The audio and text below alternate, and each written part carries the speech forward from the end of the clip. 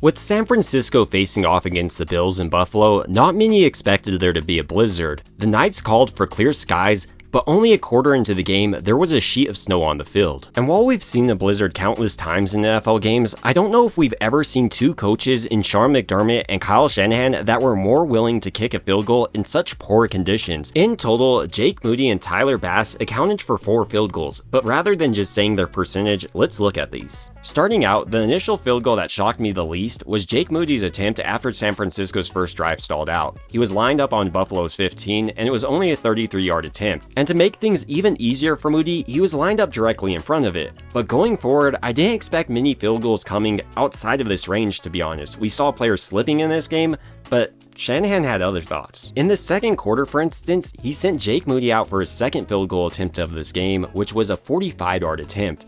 But as the winds picked up and the ground became more slippery, Jake Moody missed this. It wasn't that he didn't have a clean hit on this ball, it just looked like the gust of wind took it away from him. So surely Kyle Shanahan learned his lesson, right? He learned his lesson, right? Or he's not going to send him out there. He sent them out there for a 55-yard field goal. That's what I'm trying to lead into. After missing a 45-yard field goal, Shanahan decides, you know what would be good for my young kicker? A 55-yard field goal. So while Moody did miss, I would definitely blame Kyle Shanahan a lot more. He sees what conditions they're playing in, and after his first miss, you gotta realize he's not going to hit the 55-yard field goal.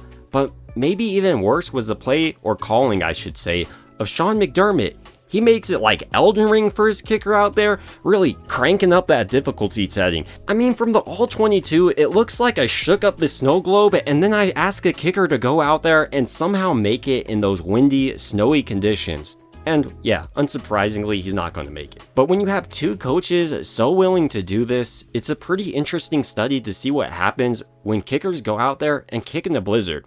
The results are ugly as heck, but hey, at least we know.